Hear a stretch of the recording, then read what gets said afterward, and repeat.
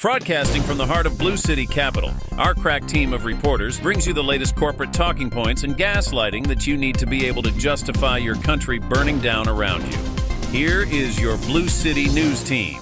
Welcome back to Blue City News. I'm Vapid Alcoholic. And I am Abusive Narcissist. Tonight's top story. Activists celebrated in what is being called the most progressive move yet.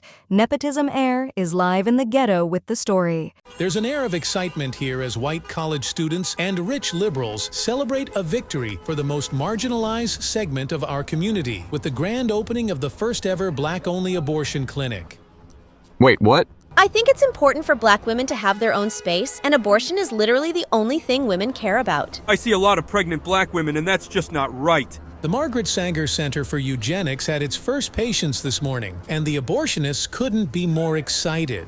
2 black heartbeats enter, but only 1 leaves. That's what we call women's rights. Additionally, the center isn't just a win for women's rights. It's also good for the environment. All dead black babies will be ground up into paste at the Oprah Winfrey Cosmetics Labs for Social Justice, where they will be recycled into overpriced face creams for wealthy white women. To commemorate this historic event, all abortion seekers will be given a donut and a platter of oysters after the procedure at no charge for the first month. So make sure you get down here soon. It's amazing that they were able to get this done without any input from the black community at all. Just goes to show that white liberals really know what's best for them. And on that topic, a local family has found their own solution to the migrant crisis. After the governor pleaded with citizens to house the illegal immigrants that she refuses to deport, this plantation owner had a great idea. I'm so excited whenever I see brown people. I think of food. I can't wait to have them cook for me. And there's a lot of cooking to be done at the historic cotton plantation just outside of town. After laying off all their paid employees, they now have room for immigrant families. I'm not racist. I know these people can do more than cook. The men can work in the fields, and the women will clean and dust. They've even converted an old chicken coop into a bunkhouse. It's not like we actually want them in the house when they're not working. Maybe the women for 20 minutes at a time or so, depending on how hot they are. Some unhinged right-wingers online are calling foul, claiming this is just bringing back another slave class. When asked how she responds to that, she said, Oh no, we don't call them slaves. That's a horrible and racist term. We prefer to call them people of slaves. They're committed to keeping these dreamers busy as long as they're able to work, but they say they don't want to be seen as heroes. Just one humble family doing what they can to get through hard times. It's a great deal for us. We don't have to pay minimum wage, employment, or social security tax, or health benefits. If we can help even one family, it's worth it. That family is really setting the example. Those people will do our menial chores for practically nothing, and we feel good at the same time. Just imagine every home filled with brown people cleaning toilets. As an enlightened liberal, it's my personal fantasy. Which brings us to enlightened liberals like Disgusting Tech CEO, who announced an all-new app for young women today. Distractingly Attractive was able to secure an exclusive interview. Your apps have been so amazing for young women. Insta-Gratify has contributed huge numbers to the depression and insecurity index, skyrocketing antidepressant usage in young females. That's always been the goal. Social media is a drug, and we've been extremely effective with the 3 to 12-year-old female demo. These are formative years for them to learn that online clout and money are the only things that matter. That's why we feel confident now in announcing the Instagram to Dubai Porta Potty Pipeline app. It's a way for impressionable young girls to contact billionaire sheiks directly. We all know the Dubai Porta Potty Tour is something more and more young women are aspiring to. Exactly.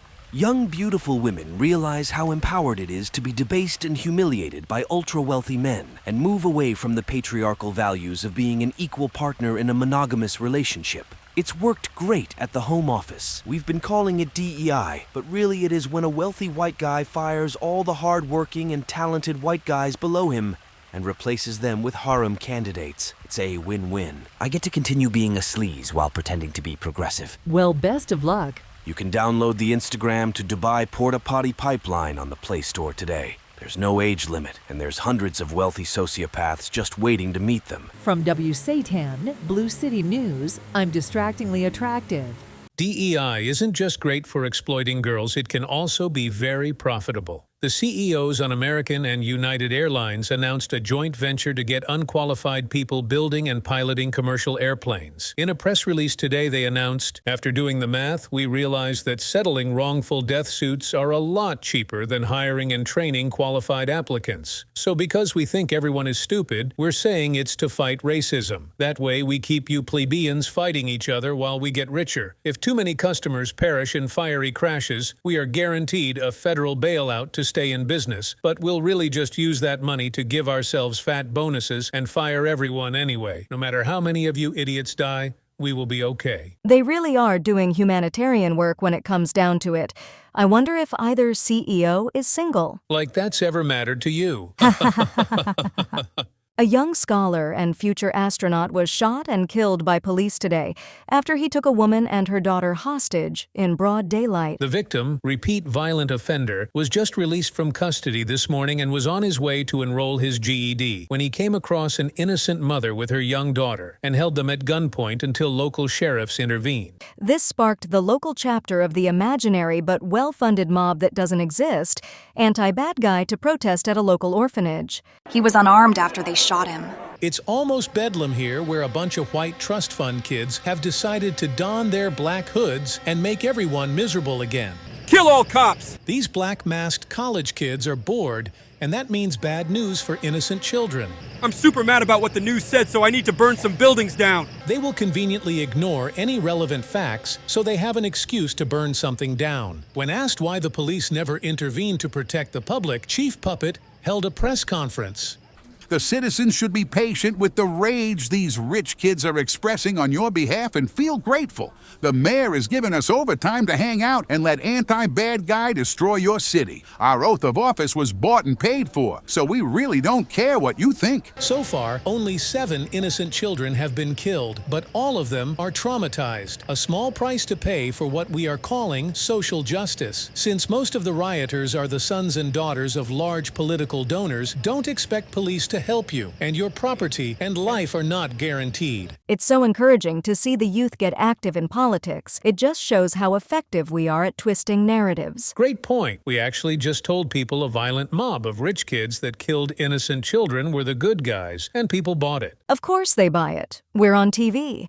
People actually think that the TV would never lie to them. Speaking of lies, a controversial verdict was announced in a high-profile case that has raised some eyebrows. It's a controversial case that has gotten many talking. The defendant, a 22-year-old woman, was found guilty of stabbing her boyfriend 108 times, running over him with a car 10 times, scooping out his eyes with a spoon, cutting him up with a chainsaw, burning down his house, burning down his parents' house, detonating a bomb at his favorite coffee shop, shooting up the animal shelter where he adopted his dog, and poisoning the water supply at his hometown.